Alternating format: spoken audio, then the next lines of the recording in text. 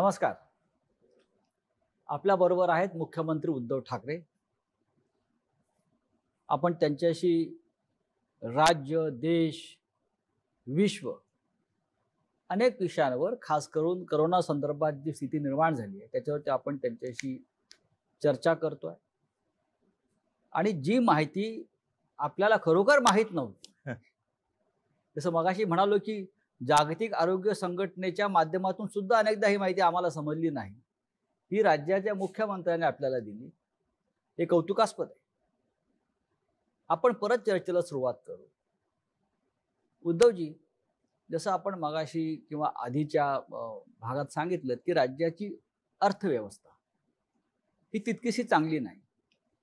पण हे अर्थव्यवस्थेचं संकट जे आहे हे फक्त आपल्या राज्यापुरतं नाहीये, हे देशावरचं संकट आहे, जगावरती आणि प्रामुख्यानं जगावरचं. अनेक देश तर असे आहेत की तिथे भूकबळी उपासमार होईल अशा प्रकारची अर्थव्यवस्था तिकडे निर्माण झालेली आहे.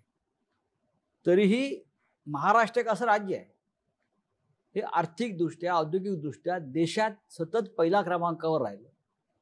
कोट्यावधी लोकांना देशातला रोजगार देणारं हे राज्य आहे.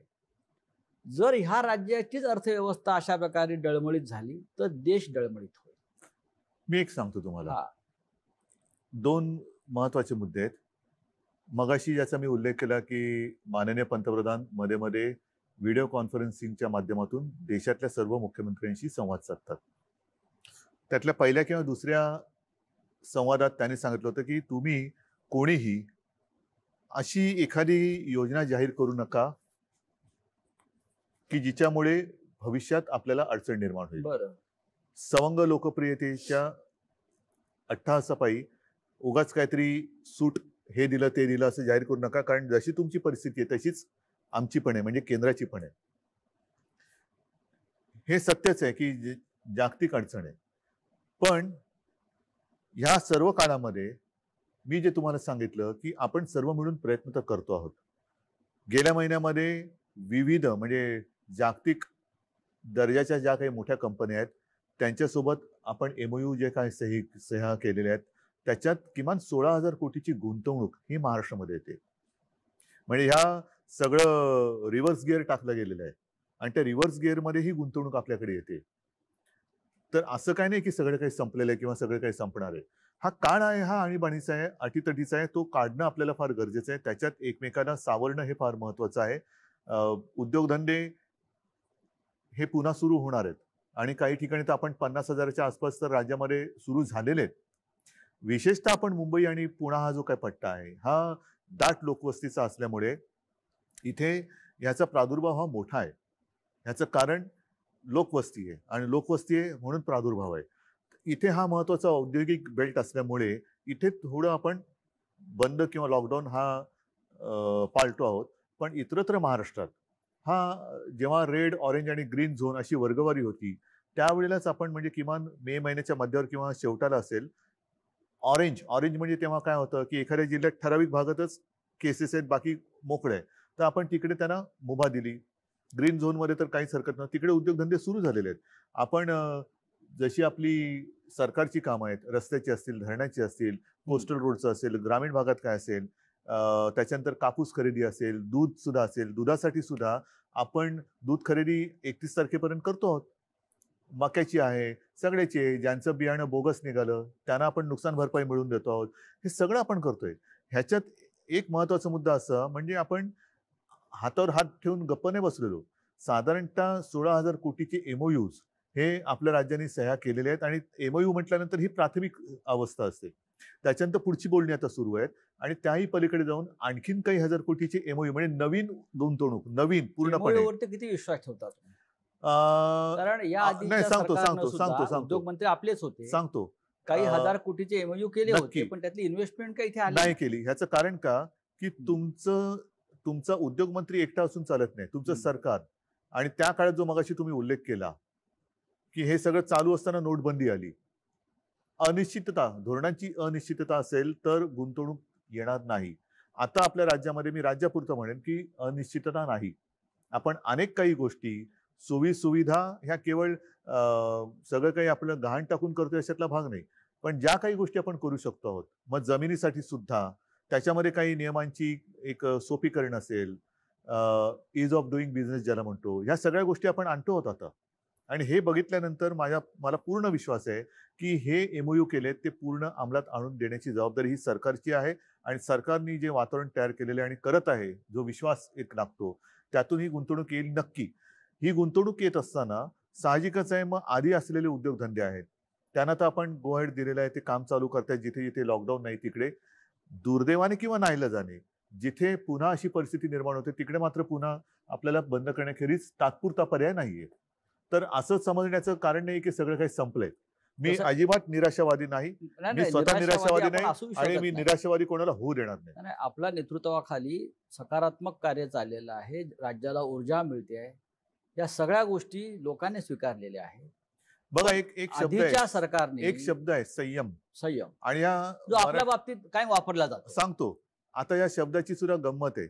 एखादं अक्षर म्हणजे शिवसेना प्रमुख म्हणायचे की अक्षर जुळून शब्द बनतो आणि त्या शब्दाचे मंत्र होतात. आता शब्दाची ओवी पण होते आणि शब्दाची शिवी पण होते. आता जसं संयम आहे, या संयमातला स काढला तर काय होईल? यम होतो. मग काय पाहिजे तुम्ही ठरवा, संयम पाहिजे का यम पाहिजे? आपण संयम. त्याच्यामुळे तुम्ही कशाला आमंत्रण द्यायचं? संयम ठेवायचा का यम पाहिजे? उद्धव ठाकरे, मी हे नुसतं यमक नाही जुळवत आहे. उद्धव ठाकरे म्हणजे संयम हे समीकरण आहे या देशाच्या राजकारणात आणि महाराष्ट्रात. माझ्यात आत्मविश्वास आहे, मी करून दाखवणार. होय, पण गेले 5 वर्ष जे सरकार होतं त्या सरकारमध्ये आपणही होता. उद्योग खातं सुद्धा आपल्याकडेच होतं. या काळामध्ये केंद्र असेल, राज्य असेल, startup India, make in India, आणि त्यावेळेला सुद्धा सामनाने माझ्या मुलाखती घेतलेल्या आहेत. होय, त्याच्यामुळे त्या सामन्याच्या मुलाखती वाचा. होय, startup India, make in India, त्यानंतर एमओयू, असे कोणतेही एमओयू शेवटपर्यंत प्रत्यक्ष कृतीमध्ये हे अवलंबून राहतं त्या सरकारच्या धोरणावरती. म्हणजे नुसती उत्सवप्रियता असेल तर काही होणार नाही. मी जे तुम्हाला सांगितलं की आता जे आपले सगळे साथी सोबती महाविकास आघाडीचे सगळे सहकारी आहेत, मग पवार साहेब आहेत, अगदी काँग्रेसचं सुद्धा, किंबहुना सोनियाजी आहेत आणि त्यांची इथली काँग्रेसची लोक आहेत, ह्या सगळ्यांना आता आपल्याला तिघा नाही, जे काही एक अनुभवातून शहाणपण आलेलं आहे ते शहाणपण आपण आता आपल्या कामात दाखवतो आहोत. आणि आतापर्यंत मागे वळून बघताना आपल्याकडनं काय राहून गेलं किंवा एकूणच सरकार, मग मी तिकडे पक्षाची लेबल लावून सरकार बघत नाही, सरकार हे सरकार असतं. या सरकारकडनं काय राहिलं होतं, काय चांगलं झालं होतं, ह्याचा सगळा एक आढावा घेऊन आपण या गोष्टी करतो. आणि ही सुद्धा गोष्ट जी 16,000 कोटीची एमओयूची आहे, ही सुद्धा मी घरात बसून केलेली आहे.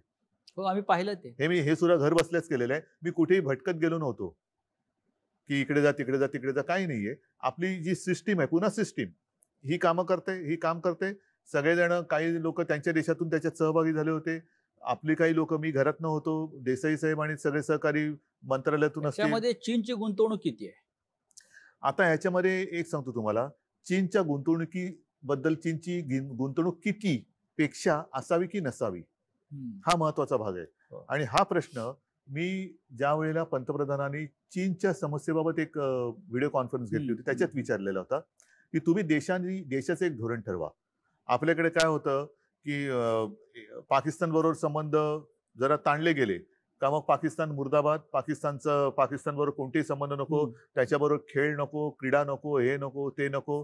आणि जर ओसरलं सगळं, मग खेळ आणि राजकारण तुम्ही एकत्र आणू नका, कला आणि राजकारण एकत्र आणू नका, हे सगळी बौद्धिक आपण घ्यायची. पण ताणलं जातं तेव्हा आपली भूमिका खबरदार जर टाच मारून यायची असते. मग तो खेळाडू पण नको, कलावंत पण नको, काही उद्योग नको. तसंच चीनच्या बाबतीत तुम्ही एकदा ठरवा, वस्तू तर सोडाच, पण उद्योगधंदे आपण आणायची की नाही आणायची हे देशाचं धोरण असलं पाहिजे. राष्ट्रभक्ती ही सगळ्या देशाची सारखी असली पाहिजे. माझी आहे, नसेल आपण ते होल्डवरती ठेवलेलं आहे, नको असेल द्या पाठवून. पण उद्या पुन्हा हिंदी चीनी भाई भाई करून तुम्ही जर का फिरवणार असाल सगळ्या चीनच्या पंतप्रधानांना, तर मग ही संधी घालवायची का? आणि घालवायची असेल तर मग एकदा दिशा ठरवा, आपण जाऊ पुढे. उद्धवजी, आपण जेव्हा मुख्यमंत्री नव्हता तेव्हाही काही प्रकल्पाच्या बाबतीमध्ये आपण स्वतः जातीनं लक्ष घातलं, विशेषतः कोस्टल रोड मुंबईतला. आता सध्याच्या या संपूर्ण संकट काळामध्ये किंवा आर्थिक व्यवस्था आपण जर पाहिली तर कोस्टल रोड होणार आहे की नाही? चालू आहे काम, जोरात चालू आहे. बरं, कोस्टल रोडचं काम कुठेही थांबलेलं नाही. कोस्टल रोडचं काम सुरू आहे. त्याच्यासाठी आपण पैशाचं सुद्धा आयोजन नियोजन करून ठेवलेलं आहे आणि कोस्टल रोडचं काम सुरू आहे. त्यानंतर दुसरा विषय येतो बुलेट ट्रेनचा. बुलेट ट्रेनची गरज नाही असं आपणही म्हणाला होता. श्री शरद पवार सुद्धा म्हणाले होते की बुलेट ट्रेनमध्ये आपल्या राज्याला फायदा नसून आपल्या राज्याने याच्यात गुंतवणूक करणं बरोबर नाही. तरीही 60% जमीन संपादन महाराष्ट्रात झालंय आतापर्यंत. त्याच्यामुळे बुलेट ट्रेनचं नक्की भविष्य काय? प्रत्येक गोष्टीला केवळ एकच बाजू नसते, अनेक बाजू असतात. ह्याच्यामध्ये आपण स्थानिक लोकांचा विचार करणं हा फार महत्वाचा आहे. राज्य म्हणून बुलेट ट्रेनची आवश्यकता राज्याला जर असेल तर ती मी म्हणेन माझ्या मुंबई नागपूरला जोडणारी बुलेट ट्रेन द्या, माझी राजधानी आणि उपराजधानी जोडणारी ट्रेन द्या, की जेणेकरून हा सुद्धा जो विदर्भाचा थोडासा एक त्यांच्या मनातल्या मनात कारण नसताना एक दुरावा निर्माण करून दिला जाण्याचा प्रयत्न केला जातो, तो दुरावा नष्ट होईल. जसा समृद्धी महामार्ग होतो, ज्याला आता शिवसेना प्रमुखांचं नाव दिलेलं आहे, तसंच मुंबई नागपूर जोडणारं मला बुलेट ट्रेन द्या, मला आनंद होईल. सुरत मुंबई ज्याचा आता काही उपयोग नाहीये, ज्याची आता काही आवश्यकता नाहीये. पण हे करत असताना जमीन भूसंपादन करते वेळी जिथे विरोध झालेला आहे, ज्यांचा विरोध आहे त्यांच्या मागे शिवसेना पक्ष म्हणून ठाम उभी आहे. सरकार म्हणून तर जे काही करायचं तो निर्णय आपण घेऊच, पण ज्यांचा विरोध आहे त्यांच्या पाठी शिवसेना आहे. आता काही जणांनी जर का स्वतःहून जमीन दिली असेल, बुलेट ट्रेन होणार की नाही, कारण शेवटी राज्य सरकारची गुंतवणूक आहे. सांगतो ना मी. आता जिथे पहिला मी जमिनीचा विषय घेतो. ज्यांनी स्वतःहून जमीन दिली असेल त्यांनी तो सगळा कारभार झाला असेल. ज्यांचा विरोध आहे म्हणून मी म्हटलं नाही, पहिलं ग्रामीण किंवा तळागाळातल्या लोकांचा, जसं नाणारचा विषय आहे. नाणार सुद्धा सरकारने केलाच होता की करार, पण तो जनतेने हाणून पाडला.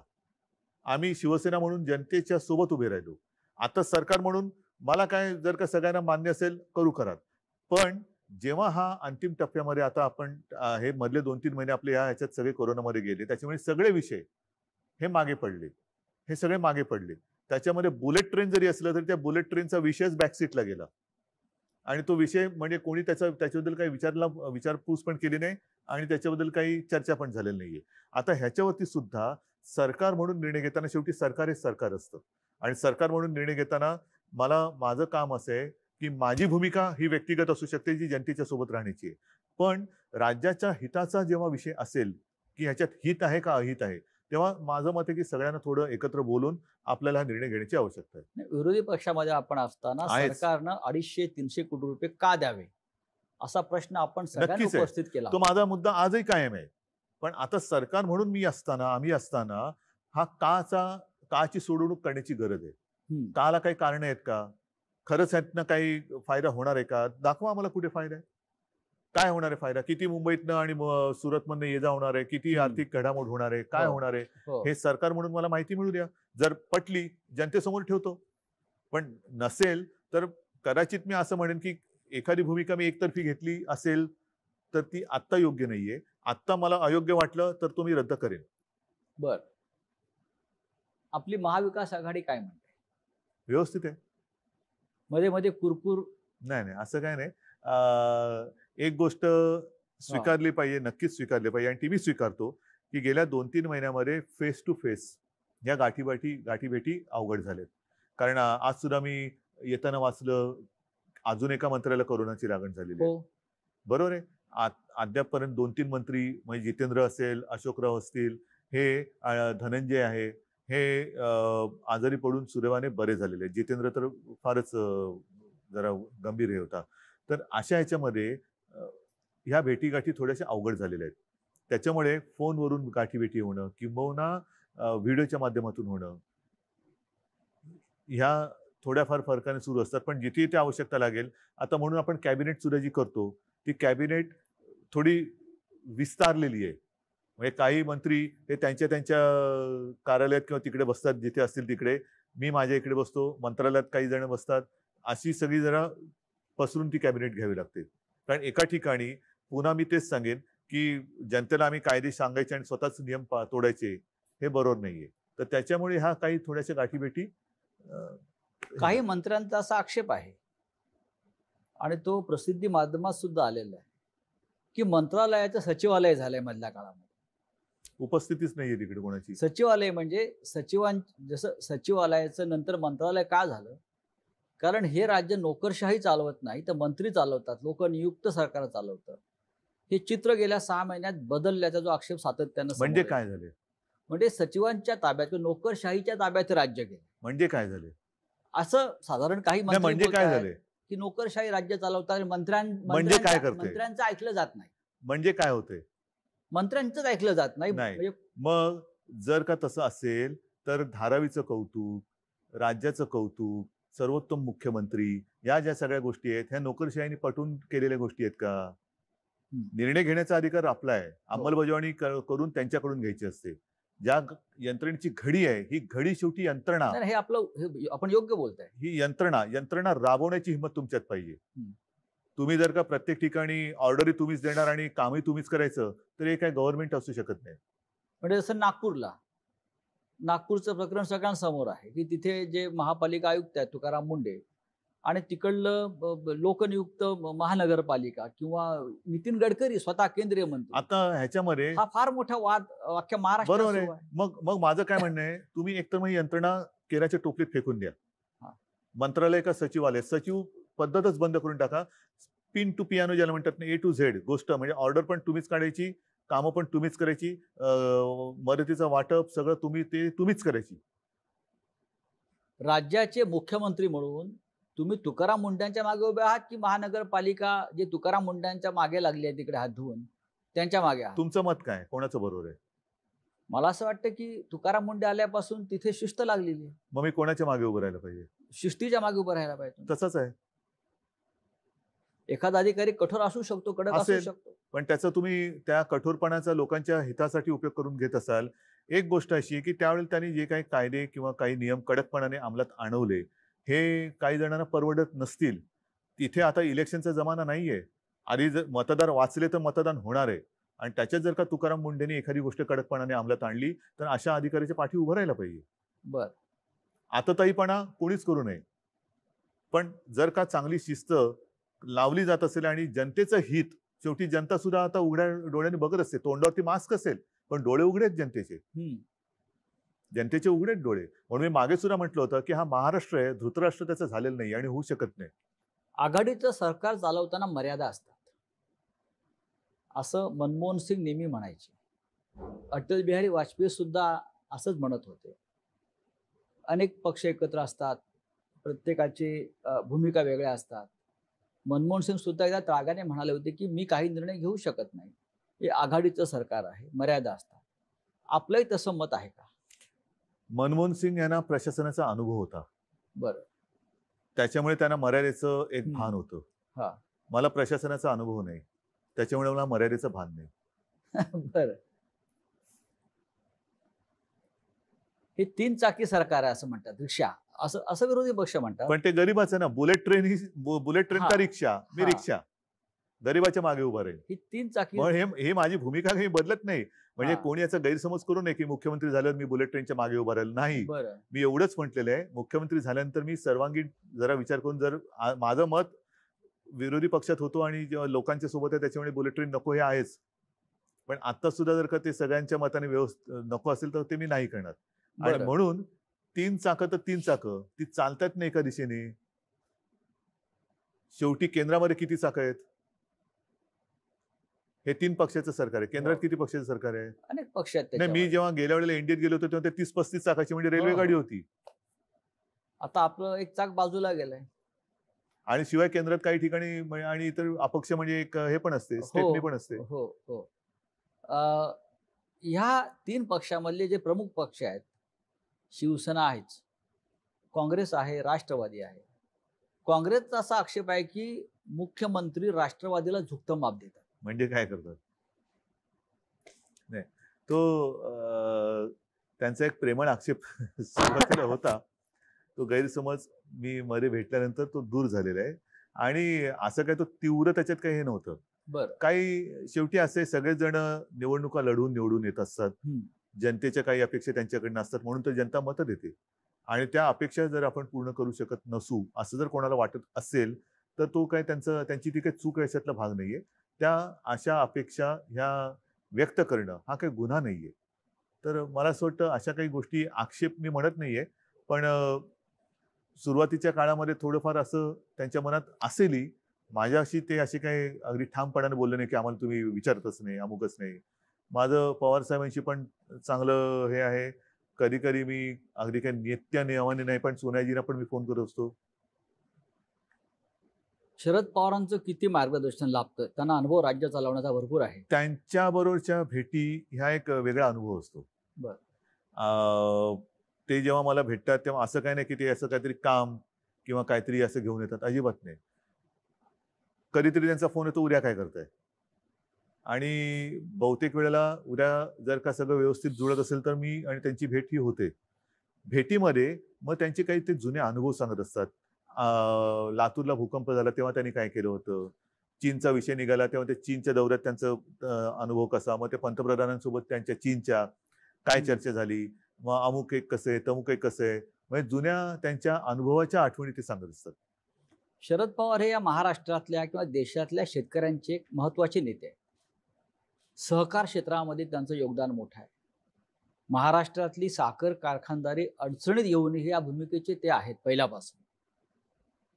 पण मी काल असं पाहिलं की राज्याचे विरोधी पक्षनेते देवेंद्र फडणवीस हे साखर उद्योजकांचे प्रश्न घेऊन अमित शहांना भेटले. ते पूर्ण देशातल्या साखर कारखानदारांबद्दल चिंता करत असतील. हो, पण गृह खात्याकडे साखर कारखान्याचे काय प्रश्न असू शकतात? शेवटी साखर घरातच लागते ना, गृहामध्ये. कायदा सुव्यवस्था किंवा या संदर्भात गृह खातं म्हणजे त्यांना गृहमंत्री म्हणजे जरा जसा आदेश बांदेकर करतात कार्यक्रम तसे गृहमंत्री वाटले असते. अच्छा, होम मिनिस्टर. होम मिनिस्टर म्हणून ते साखरेचा विषय गृहमंत्र्याकडे. कारण राज्यातल्या साखर उत्पादकांचा प्रश्न हा मुख्यमंत्र्यांच्या अखत्यारीत येत नाही का, असा माझ्या पुढे प्रश्न आहे. कल्पना नाही बाबा मला. पण दिल्लीत जाऊन त्यांनी एक घोषणा मात्र नक्की केली, ती म्हणजे हे सरकार पाडण्याचा आमचा इरादा नाही. हे त्यांनी महाराष्ट्र सदनामध्ये येऊन सांगितलं. हे किती दिलासादायक आहे तुम्हाला? माझं तर मी इथं बसलेलोच आहे.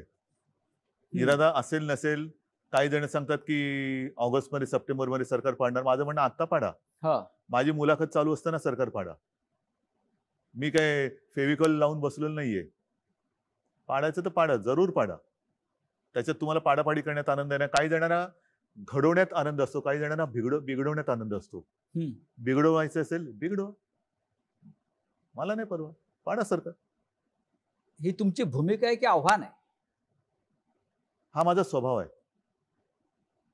बर, हा माझा स्वभाव आहे. कारण एक फार कष्टातून निर्माण झालेलं सरकार आहे. हे सरकार उत्तम प्रकारे चाललंय. हे सरकार लोकप्रिय आहे.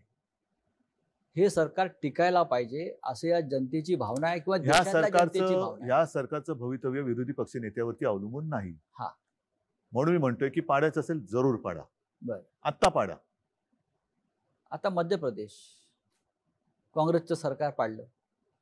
राजस्थानमध्ये पाडण्याचा प्रयत्न झाला, पण तिकडे कदाचित कोरोनाची स्थिती वाईट नसावी किंवा कोरोना साथ तिकडे पोहोचलेली नसावी. बरं, कारण इथल्या कोरोनाच्या परिस्थितीबद्दल गृहमंत्र्यांकडे किंवा दिल्लीत जाऊन विरोधी पक्ष नेत्यांनी तक्रार केली तर ही साथ जी जगात पसरली ती फक्त महाराष्ट्रामध्ये असेल, मध्य प्रदेशात नसेल, आता राजस्थानात नसेल. आता नंबर महाराष्ट्राचा असं ठामपणे म्हणतात.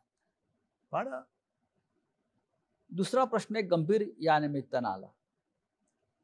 राजस्थानचं सरकार पाडण्याच्या हालचाली सुरू असताना काँग्रेसचे फुटणारे नेते, बंडखोर आणि भाजपचे काही नेते यांच्यामध्ये पैशाच्या देवाणघेवाणी संदर्भातल्या काही टेप समोर आल्या. फोन टॅपिंग हे बेकायदेशीर आहे. तरीही पैशाची ताकद लावून सरकार पाडणं हे काम सुरू आहे. दुसरं करू काय शकतात? लोकशाही आहे ना ही त्यांची. बरं, ही त्यांची लोकशाही. म्हणजे इथलं सरकार हे लोकशाही विरोधी आहे आणि तिथे आणणारं सरकार पैसे देऊन फोडून जर का ते करत असतील तर ते लोकशाहीला धरून आहे. ही लोकशाहीची व्याख्या, ही लोकशाहीची थट्टा हीच शिवसेना प्रमुखांना मान्य नव्हती आणि म्हणून ते म्हणायचे की ही तुमची असली दळबद्री लोकशाही ही असली, ही मला मान्य नाही. त्याच्यावरनं काय झालं? शिवसेना प्रमुखांना लोकशाही मान्य नाही. ही लोकशाही अशी तुम्ही लोकशाही मानता? हा जो पैशाचा वापर राजकारणामध्ये जो वाढतो याच्याविषयी आपलं काय मत आहे? बाळासाहेब ते नेहमी ह्याच्यावरती प्रखर प्रहार करायचे. आपण आज राज्याच्या पहिला क्रमांकाच्या सत्तेच्या खुर्चीवर बसलेला आहात. आपण जेव्हा हे पाहता मुख्यमंत्री म्हणून? नाही, हे सगळं घृणास्पद आहे. हे सगळं घृणास्पद आहे. म्हणजे इकडे हे जर का सत्य असेल आणि ते असत्य असण्याची शक्यता कदाचित कमी असेल, देव जाणे काय, तर पैशाचा वापर असा केला तर तो गुन्हा होत नाही. पण जर का तुमच्या कोणी विरोधात असेल तर त्याच्या मागे तुम्ही ससेमिरा लावता चौकशांचा. सगळे दिवस काही सारखे नसतात, दिवस बदलत असतात. ऑपरेशन आपण म्हणतो ना, हे दिवस जातील, हो. सगळेच दिवस जात असतात. म्हणजे नवीन ऑपरेशन दिवस येतील. ऑपरेशन लोटस महाराष्ट्रात सक्सेस होणार नाही, यशस्वी होणार नाही. करून बघा ना. मी काय भाकीत थोडीच करू. बरं. करून बघा. राष्ट्र काय फोडा. राष्ट्रीय एक महत्वाचा मुद्दा काय, हा. असं कोणताही एक विरोधी पक्षातला नेता दाखवा जो दुसऱ्या पक्षात जाऊन सर्वोच्च पदावर गेला, मुख्यमंत्री किंवा पंतप्रधान झाले. मग तुम्हाला तुमच्या पक्षात असं काय मिळत नाहीये की जे तुम्ही दुसऱ्या पक्षात जाताय. आणि अशा कित्येक ठिकाणी आता अशी उदाहरणं आहेत की अशी ज्या वेळेला फोडाफोडी होते तेव्हा वापरा आणि फेकून द्या ही नीती सर्वांनी वापरलेली. हे आपल्याकडचं राजकारण आहे. त्याच्यामुळे हा एक जो संदेश आहे की दुसऱ्या पक्षांनी केवळ आपल्याला वापरा आणि फेकून द्यासाठी आपला वापर करून द्यायचा, की आपण आपल्या पक्षामध्ये ठामपणाने काम करणं. ठीक आहे, कदाचित एखादी व्यक्ती किंवा एखादा नेता हा आपल्या पक्षामध्ये आपल्यावरती अन्याय करू शकत असेल किंवा करत असेल, पण म्हणून तुम्ही त्या पक्षाचा त्याग करून दुसऱ्याची पालखी वाहणं, शेवटी पालखीच वाहणारच ना, का पालखीत बसणार आहेत मिरवायला? पालखीत कोण बसवायला तयार आहेत का तुम्हाला? अवश्य जा. मी कोणाच्याही उज्ज्वल भवितव्याच्या आड येऊ शकत नाही, येत नाही. जर तुम्हाला दुसऱ्या पक्षात अत्यंत म्हणजे पालखीत बसवण्याचं स्थान मिळत असेल, जरूर जाऊन पालखीत बसवा.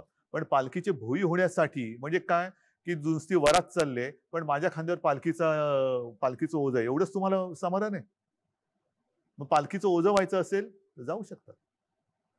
किती असे पक्षांतर केलेले नेते हे दुसऱ्या पक्षात जाऊन मोठे झालेत. एक ठराविक काळ गेल्यानंतर त्यांना सुद्धा बरोबर त्यांचं कारकीर्द ही कापली जाते. हा जो एक मूळ गाभा आहे तुमच्या विचाराचा किंवा तुमच्या पक्षाचा, आज सुद्धा मी ही आघाडी केली का केली? कारण त्यांच्याबरोबर ज्या एका उद्देशाने गेलो होतो, तो उद्देश मला कळलं की याच्यामध्ये पोकळपणा आहे. म्हणून मी हा निर्णय घेतला. आणि हे सुद्धा मी पुन्हा सांगतो, ध्यानीमनी नसतानाही मुख्यमंत्री पदाची धुरा माझ्यावरती आली नाही, तर माझ्या स्वप्नात सुद्धा ही कधी काय संधी मला मिळेल किंवा संधीच्या पाठी जाणं, तुम्ही मला ओळखता. तुमच्या स्वप्नात हे नव्हतंच. पण हे महाराष्ट्राच्या किंवा जनतेच्या स्वप्नामध्ये होतं. बरोबर की नाही? मग आता माझी जबाबदारी आहे, जर का माझ्यावरती जबाबदारी आली असेल आणि आली आहे, तर मी माझ्या राज्याची आणि माझ्या जनतेची स्वप्न पूर्ण करणारच. राष्ट्रीय राजकारणाकडे तुम्ही सध्या कोणत्या दृष्टीनं पाहताय? कोणत्या राजकारणाकडे बघू? राजस्थानच्या बघू, दिल्लीच्या बघू, मध्य प्रदेशच्या बघू? कारण मग माझ्या शेवटी काय असतंय, आपण दोघे चष्मेवाले आहोत. बरोबर, एक लांबचा चष्मा असतो आणि एक जवळचा असतो. हे नंबर जर का असे बघायला लागले तर आपले कोणत्या दृष्टीने बघायचं? आज देशावर मी सगळीकडे दूरदृष्टीने बघतो. अच्छा, म्हणजे तुम्ही चीनकडे पाहता की नाही? मी सगळीकडे दूरदृष्टीने बघतो. आज चीन जो हिंदुस्थानच्या हद्दीत घुसून आपल्या 20 जवानांची हत्या केली, तुमची नजर तिथपर्यंत गेली की नाही त्या संकटापर्यंत? कारण गेली. काय करू शकतो आपण? महाराष्ट्र हा नेहमी, सह्याद्री हा नेहमी हिमालयाकडे पाहतो, जातो, मदत करतो, ही आपली परंपरा आहे. मान्य. पण ही परंपरा आपण पाळत असताना आपण काय करू शकतो का खरंच? आणि करण्याची आपली इच्छा आहेच का? नाहीतर मी मगाशी म्हटलं तसं की चीनी गुंतवणूक मला काही त्याचं मोठं आकर्षण नाहीये, पण आपण ती नाकारू, आपण ती आता होल्डवर ठेवलेली आहे. तुम्ही आधी सांगा की हे चीन बद्दलचं तुमचं जे काही आताचं जे आहे नातं, चांगलं वाईट, हे किती काळ टिकणार आहे? आता तुम्हाला चीन नको आहे, पण कालांतराने पुन्हा हिंदी चीनी भाई भाई होणार नाही का? जसं मी पाकिस्तान बद्दल बोललो की पाकिस्तानने आपल्याकडे घुसखोरी केली तर आता पाकिस्तान बरोबरचे सगळे संबंध तोडा, काहीच नको त्याच्यामध्ये. आणि मग थोड्या दिवसानंतर मग क्रिकेट मॅच येऊ द्या, चालेल. त्यांचे खेळाडू येऊ द्यात, कलाकार येऊ द्यात, गाणी, गझला, साहित्यिक. आणि मग आम्हाला आमच्याच विरुद्ध त्यावेळेला सरकार नव्हतं आपलं, शिवसैनिकांच्या विरुद्धच आपले पोलीस बंदुका घेऊन रोखून उभे. म्हणजे तुमचं वैर आहे पाकिस्तानशी आणि बंदुका आमच्या छाताडावरती. काहीतरी तुमची नीती ठरवा. एकदा एक नीती. जर का असं तुम्ही फडफड व्हायला लागलात तर तुमच्या ध्येय. आणि मग मगाशी जे म्हणालात ना की गुंतवणूक MOU वरती, हे सगळी अशी फडफडणारी जी काही तुमची धोरणं असतात ती गुंतवणूकदारांना या किंवा जा सांगत असतात. उद्धवजी, शिवसेनेच्या राष्ट्रीय भूमिकांना फार महत्त्व आहे. मग राष्ट्रीय सुरक्षेचा विषय असेल, राम मंदिराचा विषय असेल, पाकिस्तान असेल, दहशतवाद असेल, या अनेक महत्त्वाच्या भूमिका सातत्यानं शिवसेना मांडत आली, ठामपणे मांडत आली. आज सुद्धा चीनच्या संदर्भात असेल, पाकिस्तान संदर्भात असेल, जेव्हा आपण पाहतो तेव्हा आपल्याला असं दिसतंय की आज हिंदुस्थान मोठा देश आहे, पण हिंदुस्थानच्या सीमेवरच्या एकाही राष्ट्राशी आपले चांगले संबंध नाहीत. बरोबर तुमचं. तर आपण एक राज्याचे मुख्यमंत्री म्हणून, शिवसेनेचे प्रमुख म्हणून या धोरणाकडे आपण कशा प्रकारे पाहता की आपल्या शेजाऱ्यांशीच आपले संबंध चांगले नाही? मी असं कधी म्हणणार नाही की तुम्ही आम्हाला सांगा आमचे शिवसैनिक सरहद्दीवरती जाऊन लढतील म्हणून. असं काही जण म्हणतात, तसं मी कधी म्हणणार नाही. असं मी कधी म्हणणार नाही. परंतु शेवटी प्रत्येकावरती काही ना काहीतरी जबाबदारी असते. हो. आज महाराष्ट्राच्या मुख्यमंत्री पदाची जबाबदारी माझ्यावर आहे. होय. देशाच्या पंतप्रधान पदाची जबाबदारी नरेंद्रभाईंवरती आहे, मोदीजींवरती आहे. आणि मध्ये जी काय त्यांनी सर्व पक्षीय एक बैठक घेतली, त्या सर्व पक्षाच्या नेत्यांनी त्यांना सांगितलं की देशावरती जेव्हा संकट येतं तेव्हा आम्ही त्याच्यामध्ये विस्कळीत असं काही होऊ देणार नाही. तुम्ही व्हा पुढे, आम्ही संपूर्ण एक दिल्याने तुमच्या सोबत आहोत. आणि त्याच बैठकीत मी सांगितलं होतं की एक धोरण ठरवा, काय करायचं, नेमकं वागायचं कसं. कारण त्याच्यामध्ये बऱ्याच मुख्यमंत्र्यांनी आपापली मतं मांडली. मी सगळ्यात शेवटी होतो बोलणारा. माझ्या आधी जवळपास सगळे बोलून झाले होते. आणि त्याच्यामध्ये बहुतेकांनी ही एक अपेक्षा व्यक्त केली होती की चीनच्या मालावरती बहिष्कार टाका, भगवान की मूर्ती चीन से आ रही है, हे बंद करा, ते बंद करा, अमुक बंद करा, तमुक बंद करा. आता हे ठीक आहे, ते बंद केल्यानंतर आपण चीनच्या ऍप वरती बंदी घातली, चीनची ऍप आपण बंद केली. आता आपण असं म्हणायचं का टिकटॉक आपण चीनला ऍपटला का नाही? जर ऍपटला असेल तर आपटणार कधी? नुसती ऍप बंद करून चीनला जर धडा शिकवत असू तर आनंदाची गोष्ट आहे. उद्धवजी, राम मंदिर हा आपल्या जिव्हाळ्याचा विषय. नक्कीच. शिवसेनेनं राम मंदिराचा मार्ग मोकळा केला, हे इतिहास सांगतो. त्या राम मंदिराच्या संदर्भात आपण सुद्धा अयोध्येला गेलेला आहात, मुख्यमंत्री नसताना आणि मुख्यमंत्री झाल्यावर सुद्धा. म्हणजे आपण आपल्या भूमिकेमध्ये कोणताही बदल केलेला नाही. भूमिपूजन 5 ऑगस्टला होईल अशी तारीख जाहीर झालेली आहे. आपण त्या भूमिपूजनाला जाणार का? नुसतं हो किंवा नाही हा मुद्दा मी माझ्या व्यक्ती म्हणून काही सांगू शकेन. बरं. पण महत्वाचा मुद्दा जो आपण प्रश्नामध्ये एक सांगितला की राम मंदिराच्या लढ्यात शिवसेनेची भूमिका ही इतिहासाने दखल घेतलेली आहे. हो. मी मुख्यमंत्री नव्हतो त्याही वेळेला राम मंदिरात गेलो. किंबहुना योगायोग ज्याच्यावरती माझी श्रद्धा आहे, माझी भावना हीच सांगते.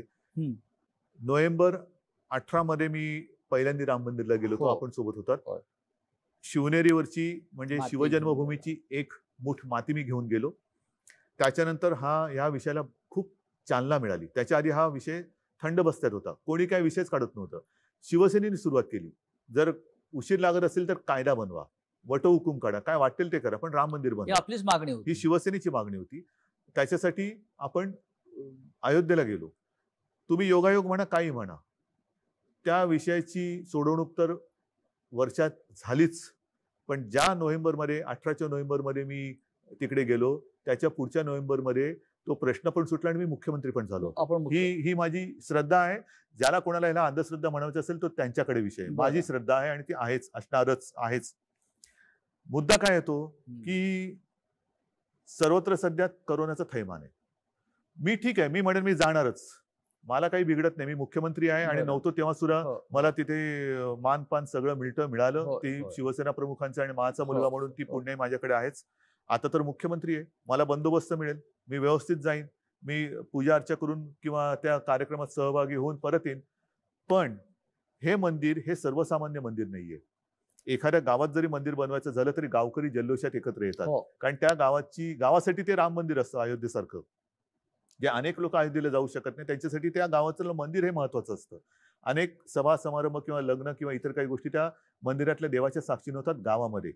मग हा राम मंदिराचा मुद्दा आहे, ज्याला एका लढ्याची पार्श्वभूमी आहे, एक विचित्र पार्श्वभूमी आहे. ज्याच्यावरती बाबरांनी आक्रमण करून ते पाडून मशीद बांधली होती, त्याच्यात पुन्हा आता आपण मंदिर उभं करतोय. हा पूर्ण केवळ हजारो लोकांचे प्राण गेलेत. हिंदुस्थानातल्या हिंदूंचा नाही, जागतिक कुतूहलाचा विषय आहे. आज आपल्याकडे कोरोनाचं संकट असताना सर्व मंदिरांमध्ये जाण्या येण्याला बंदी आहे. मी जाऊन येईन, पण लाखो राम भक्त जे तिकडे उपस्थित राहू इच्छित असतील त्यांचं तुम्ही काय करणार? त्यांना तुम्ही अडवणार का? त्यांना येऊ देणार आणि त्यांच्यामध्ये कळत नकळत कोरोनाचा प्रसार होऊ देणार? कारण हा आनंदाचा क्षण आहे. आणि नाही तर तुम्ही व्हिडिओ कॉन्फरन्सवरनं उद्घाटन भूमिपूजन करू शकता. आपल्याला आठवत असेल की आपण मुख्यमंत्री म्हणून जेव्हा गेलात तेव्हा शरयूच्या तीरावरती आपल्याला आरती करण्यापासून थांबवलं, कारण करोनाचा प्रसार होता. तिथं सुरुवात होती, आपण सगळी तयारी केली. बरोबर आहे. आणि त्याच्या आधी जेव्हा गेलो होतो तेव्हा शरयूचा काठ कसा होता? भव्य आपण केलं होतं. म्हणजे खच्चून गर्दी होती, म्हणजे हालचाल करायला जागा नव्हती. एवढं सगळं तो त्या विषयाला भावनेने जोडली गेलेली माणसं आहेत. ह्या लोकांना तुम्ही थांबवणार कसे? माझं येणं जाणं मी करीन. मी तर मुख्यमंत्री म्हटल्यानंतर जाऊन येईन. अजूनही अधिकृत काही तारीख आलेली नाहीये. अधिकृत तारीख आलेली नसली तरी अधिकृत कार्यक्रम कसा असेल कल्पना नाहीये. आल्यानंतर तो कार्यक्रम आल्यानंतर आपण ते ठरवू. पण लाखो लोकांची जी भावना आहे की तिकडे उपस्थित राहावं, त्यांना तुम्ही कसं अडवणार? कारण तिकडे तो शरयूचा काठच महत्वाचा आहे. ज्या वेळेला हे सगळं चाललं होतं तेव्हा शरयू सुद्धा लाल झाली होती राम भक्ताच्या रक्ताने. अशा लाखो लोकांच्या, करोडो लोकांच्या भावना त्याशी निगडीत आहेत. आजही तुम्ही त्या विषयाशी भावनेनं बांधलेला आहेच. कारण मला स्वतःला, मी 2 ते 3 वेळा अयोध्येला गेलो, पण तुम्हाला मी मनापासून सांगतो, मी अंधश्रद्धाळू नाही.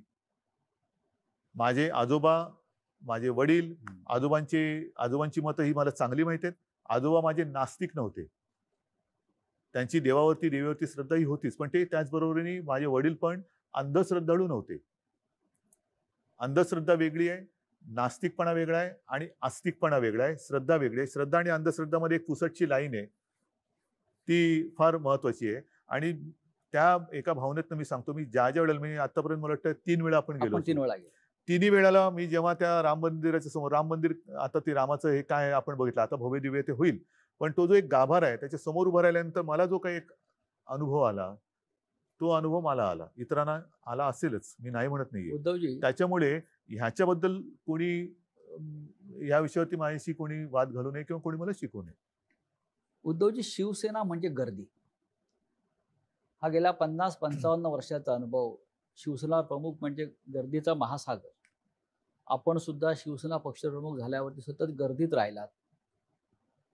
शिवसेनेनं हाक मारली की हजारो लाखो लोक रस्त्यावरती उतरतात, लाखोंच्या सभा आपण करतो. पण या नवीन स्थितीमध्ये आपण गर्दीपासून लांब झालो किंवा गर्दी ओसरली. शिवसेनेचा कालचा वर्धापन दिन सुद्धा आपण गर्दीशिवाय केला. गर्दी होती, पण ती गर्दी. हे राजकारण कसं काय पुढे जाणार? नाही, अवघड आहे. आणि आता मी तुम्हाला म्हटलं ना की शिवसेना प्रमुखांची आठवण येते ती ज्या वेळेला असे काही विजयोत्सव व्हायचे, हो, शिवसेना प्रमुखांचा वाढदिवस असायचा, हो ना, त्या अखेरच्या ह्याच्यामध्ये ते खाली येत नसत आणि त्यांचे फोटो आहेत खिडकीतून हात करताना. ज्या वेळेला खाली गर्दी व्हायची आणि घोषणा व्हायच्या त्यावेळेला ते उठून बाहेरचे खिडकीत आणि हात करायचे. आणि मी त्यांना सांगण्याचा प्रयत्न करायचो की तुम्ही सारखं हे नका करू. मला म्हणायचे हे माझं टॉनिक आहे, माझ्या तब्येतीची चिंता करू नको, हे माझं टॉनिक आहे. हे एवढं महत्व शिवसैनिक आणि आमचं नाते आहे. आमच्या नात्याचं ते यथार्थ वर्णन आहे शिवसैनिक आणि आमचं. आता ह्या टॉनिकचं काय करणार आपण? आता ते टॉनिक मिळवायचं तर आहेच. कोणत्याही परिस्थितीत मी टॉनिक नाही सोडणार. बरं, लॉकडाऊनच्या काळात आपल्या प्रधानमंत्र्यांनी एक मंत्र दिला आत्मनिर्भर होण्याचा. चांगला मंत्र आहे की आत्मनिर्भर व्हायला पाहिजे. तुम्ही याकडे कसा बघता? एक प्रश्न आहे राज्याचे मुख्यमंत्री म्हणून. तुमच्या कारकिर्दीमध्ये तुम्ही महाराष्ट्र आत्मनिर्भर कसा करणार? आता शब्दाचे अनेक पैलू आहेत, शब्दाचे अनेक अर्थ असतात, अर्थाचे अनर्थ असू शकतात. मी आत्मनिर्भर म्हणजे एक गोष्ट तुम्हाला सांगतो की सरकार म्हणून मी सुरुवातीला सांगितलं होतं की तुम्ही खबरदारी घ्या, मी जबाबदारी घेतो. बरं. ह्याच्यामध्येच हे आत्मनिर्भरता मी अशी बघतो. तुम्ही खबरदारी म्हणजे काय, जे मी तुम्हाला सगळं आधी बौद्धिक दिलं, कोरोना सोबत कसं जगायचं, ती खबरदारी तुम्ही घ्या. आरोग्य सुविधा वाढवण्याची आणि उपचाराची जबाबदारी ही आम्ही घेऊ. बरं. बाकीच्या ज्या काही बिघडलेल्या रुळावरनं घसरलेल्या गाड्या असतील, आर्थिक असेल, काही असेल, त्या रुळावर आणण्याची जबाबदारी आम्ही घेतो. पण एकदा का माझी जनता ही खबरदारीने जगायला लागली आणि हा व्हायरस असताना सुद्धा आपण त्याला थोपवू शकलो, तर मी म्हणेन त्याला खबरदारी म्हणा, आत्मनिर्भरता म्हणा, आणि त्या पलीकडे जाऊन असं काय होणार नाही की 7 असल्यानंतर कोण आजारीच पडणार नाही. कारण ही शेवटी एका फ्ल्यूचा हा प्रकार आहे. बरं. फ्ल्यू हा होत जात असतोच. आतापर्यंत या हा व्हायरस येण्याच्या आधी 6-7 प्रकार आपल्या देशात होतेच. त्यातला हा पुढचा एक प्रकार आलेला आहे. म्हणून त्याला तो 19 मध्ये आला म्हणजे कोविड-19 म्हणतात. हा एखाद्या फॅमिलीतल्या किंवा कॅटेगरीतला आणखीन थोडासा सुधारित, दुर्दैवाने असं म्हणावं लागेल, प्रकार आहे. तर तो असला तरी त्याचा मुकाबला किंवा त्याला तोंड देणं, ह्याच्यासाठी सर्वसाधारण बाहेर हिंडताना, फिरताना, जगताना कसं जगायचं हे एकदा आपण अंगवळणी पाडणं, ह्याला मी आत्मनिर्भर म्हणेन, खबरदारी घ्या म्हणेन.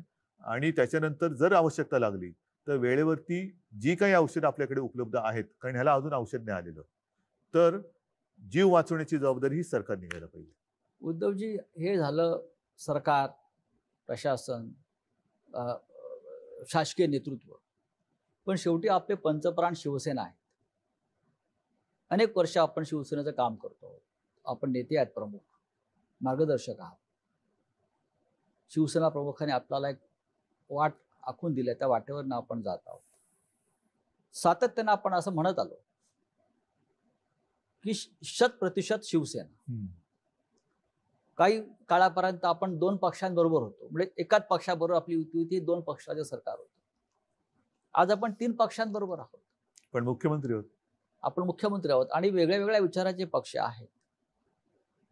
संपूर्ण महाराष्ट्र शिवसेना आपल्याला पसरवायची आहे, आत्मनिर्भर शिवसेना करायची आहे. हे आपलं स्वप्न कायम आहे का? आत्मनिर्भर शिवसेना असं म्हणतोय मी. विरोधी पक्षाचं काम तुम्ही करते की काय? हो, मी काय विरोधी पक्षात असतो असा आरोप आहे माझ्यावर. आता कुठे गाडी रुळावरती येते, रिक्षा आमची व्यवस्थित चालायला लागलेली आहे, स्टेरिंग माझ्या हातात आहे, पाठी दोघं बसलेले आहेत. कारण आणि एक सांगतो तुम्हाला, सत्तेमध्ये एका पक्षाचं सरकार याच्यासारखं मोठं स्वप्न नाहीये. बरं. पण हे स्वप्न तुमचं व्यक्तिगत स्वप्न असेल तर त्याला काडीचाही उपयोग नाहीये, काडीची किंमत नाहीये. कारण त्या स्वप्नामध्ये जनतेची स्वप्न जोपर्यंत येत नाही तोपर्यंत एकाती सरकार येत नाही. आणि ती स्वप्न सरकार आल्यानंतर पूर्ण होत नसेल तर जी काडीची किंमत ज्याला म्हणतो मी नाही, त्याला जनताच काडी लावल्याशिवाय राहणार नाही. आता हा जो काही एक वेगळा प्रयोग महाराष्ट्राने केलेला आहे, विचारांनी भिन्न असलेले 3 पक्ष हे एक विचित्र राजकीय परिस्थितीमध्ये एकत्र आलेले आहेत. आणि ह्याच्यामध्ये मी सांगितलं ना, केवळ आणि केवळ एक अपरिहार्यता किंवा जबाबदारी म्हणून मी ही खुर्ची स्वीकारली. हे मानाचं पान आहे, मानाचं पद आहे, खूप मोठं आहे. पण जे माझं स्वप्न कधी नव्हतं ते मी स्वीकारलेलं आहे. आता ते स्वीकारल्यानंतर आपण जो आता अर्थसंकल्प मांडला, हा पहिला अर्थसंकल्प मांडला काय आणि तेच अधिवेशन गुंडाळू लागलं काय.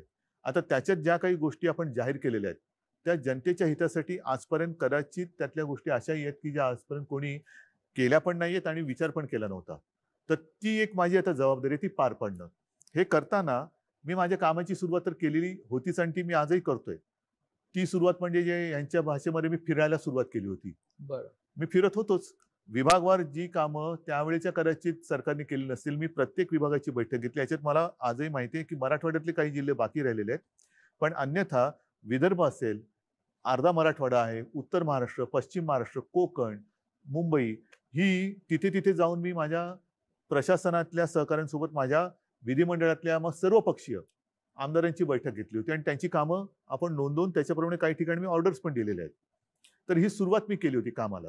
हे आल्यानंतर हे थांबलं. आता याच्यामध्ये मी जिथे जायचो तिकडे साहजिकच शिवसैनिकांना भेटायचो, काही कार्यक्रम शिवसैनिकांचे पण व्हायचे. ह्या सगळ्या गोष्टी ह्या गेल्या 2-3 महिन्यात थांबलेल्या आहेत. हा काळ एकदा सरला की त्याची पुन्हा सुरुवात होईल. मी पक्षप्रमुख आहेच. मुख्यमंत्री पद जे शिवसेना प्रमुख सांगायचे की या गोष्टी येतात जातात. कायमस्वरूपी ते माझं पक्षाचं प्रमुखपद हे कायमस्वरूपी त्याच्यात सुद्धा जसं शिवसेना प्रमुख म्हणायचे की शिवसैनिकांचा जोपर्यंत विश्वास आहे तोपर्यंत, त्याच्यामुळे ते मी कधीच सोडणार नाही आणि पक्ष वाढवण्याचा प्रयत्न मी करणारच आहे, जे उद्धवजी सगळेच करतात. उद्धवजी आपण जेव्हा पक्षाचं काम सुरू केलं, पक्षाचे शिवसैनिक म्हणून, नेते म्हणून, नंतर कार्याध्यक्ष म्हणून आणि साहेबांच्या नंतर म्हणजे शिवसेना प्रमुखाच्या नंतर शिवसेना पक्ष प्रमुख म्हणून हा एक फार मोठा पल्ला आपण गाठला. राज्याला मुख्यमंत्री आपण मिळवून दिला. हे पक्ष सत्तेवरती आहे. आपण जेव्हा मला आठवते आपण जेव्हा कार्य सुरू केलं तेव्हा आपण शिवसेनेचे युवा नेते होता. आपला उल्लेख हा शिवसेनेचे युवा नेते म्हणून करत होता. आता आपण 60 मध्ये पदार्पण करतो. येस, म्हणजे पण आता आपण 60 नाही योगायोग आहे की 60व्या वर्षी मी मुख्यमंत्री जरी असलो तरी असं नाही याजच 60 केला होता 8 तास असं नाहीये. हा योगायोग आहे. नाही, आपण 60 मध्ये पदार्पण करताय हा एक योगायोग नसेल, पण महाराष्ट्रासाठी मला वाटतं कदाचित जगातलं एकमेव माझं उदाहरण असेल जो सगळ्यात ज्याची कुवत कमी लेखली गेली तो पक्षाचा सर्वोच्च नेता झाला आणि ज्याची कुवत किंवा याला काय कळत नाही असं म्हणणारा राज्याचा मुख्यमंत्री झाला आणि आपण उत्तम प्रकारे काम करताय.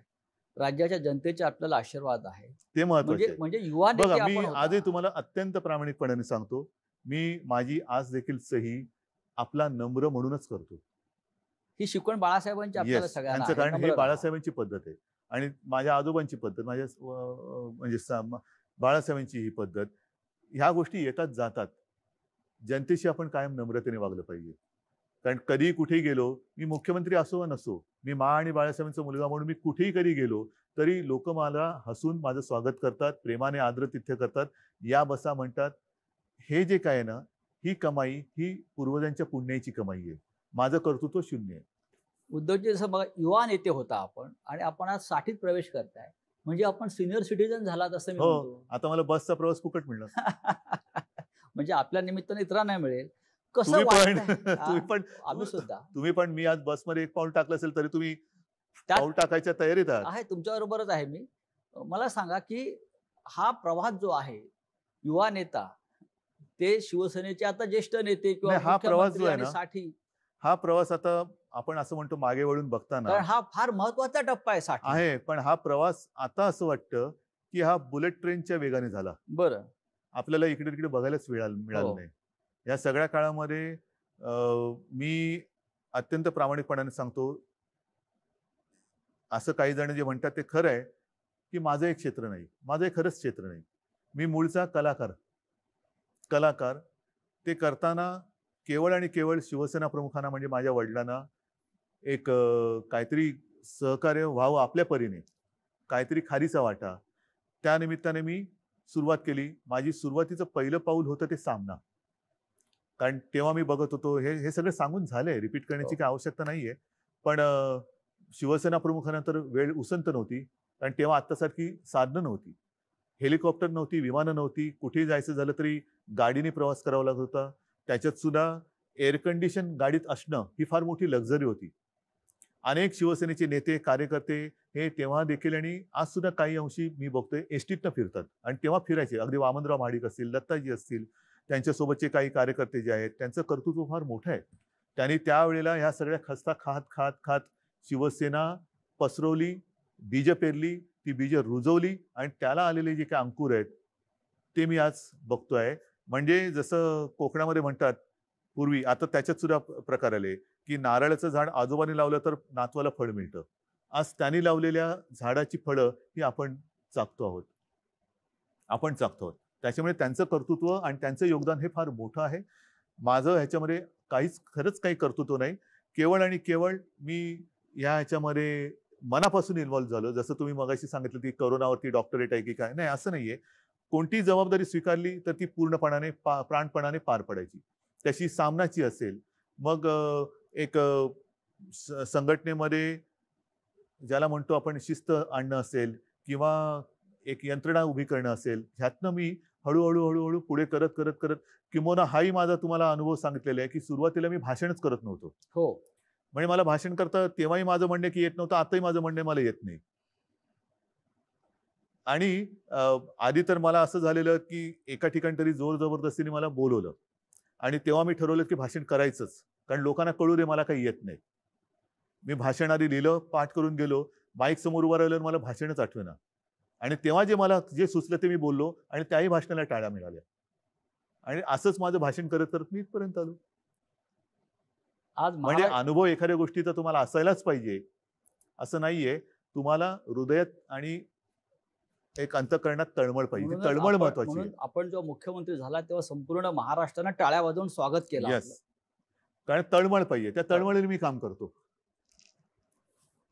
आपण सगळ्यांनी महाराष्ट्राचे मुख्यमंत्री उद्धव ठाकरे यांच्याशी दिलखुलास संवाद आपण ऐकला. मुख्यमंत्र्यांनी अत्यंत मनमोकळेपणाने आपल्याशी चर्चा केली. मुळात ते मुख्यमंत्री बोलतात असं आपल्याला वाटत नव्हतं.